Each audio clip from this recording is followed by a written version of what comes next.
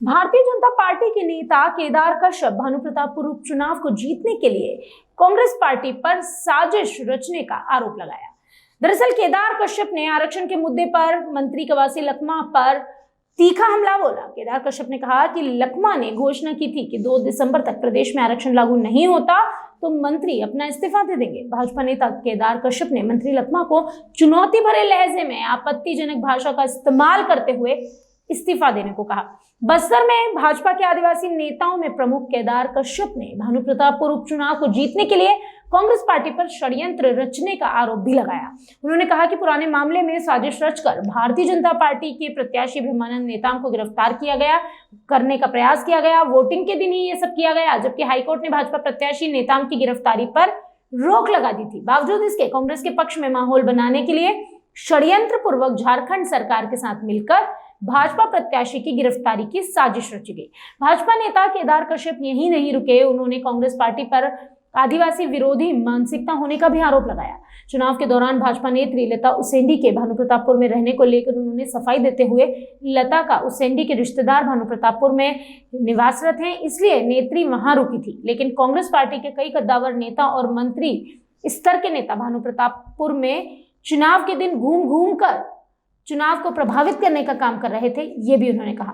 कश्यप ने कांग्रेसी नेताओं पर ब्लैकमेल करने का भी आरोप लगाया है। कांग्रेस पार्टी ने जिस तरीके से अभी भानु प्रतापपुर के उपचुनाव में षड्यंत्र पूर्वक हमारे आदिवासी प्रत्याशी को जिस तरीके से उसकी चरित्र हत्या करने की कोशिश की और उसमें सफल होते हुए नहीं देखने के कारण से उन्होंने लगातार ऐसा जो ड्रामा रचा जिससे पूरे प्रदेश को उनका वास्तविक चेहरा सामने आ गया। भविष्य में वो कार्य के आधार पर, विकास के आधार पर चुनाव लड़ने वाले लोग नहीं है। ये लोग कहीं ना कहीं से किसी न किसी रूप में वो विपक्ष को उसकी चारित्रिक रूप से उसकी हत्या करके चुनाव लड़ने की स्थिति में ये दिखाई दे रहे हैं।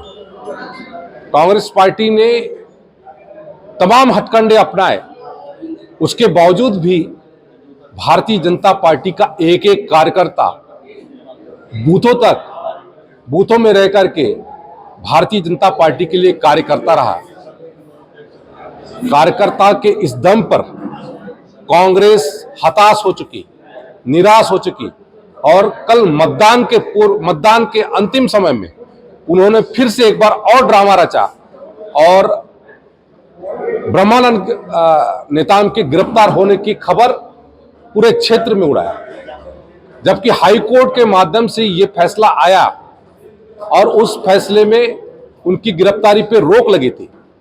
लेकिन कांग्रेस सरकार के दबाव में झारखंड की पुलिस और स्थानीय पुलिस जिस तरीके से हमारे प्रत्याशी को और हमारे कार्यकर्ताओं को परेशान करने की कोशिश कर रही थी, ये इस बात को लेकर के हम सभी भारतीय जनता पार्टी के नेता उस क्षेत्र में हम कार्य कर रहे थे और पूरा आदिवासी समाज उनका इस कृत्य से बहुत ही नाराज था।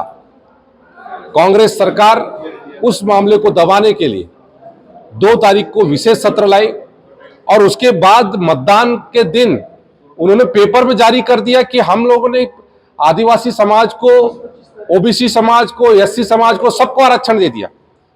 जबकि वास्तविक स्थिति यह है कि आज छत्तीसगढ़ में जो आरक्षण की स्थिति है वो शून्य हो चुकी है।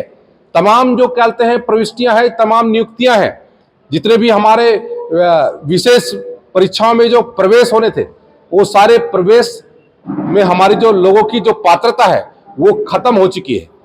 ये कहीं ना कहीं से उस विषय के लिए कांग्रेस सरकार दोषी है और फिर से आज उस विषय को इस रूप में प्रस्तुत करके हमारे लोगों को झुंझुना पकड़ाने की कोशिश कर रही है। कार्तिक पाल की रिपोर्ट।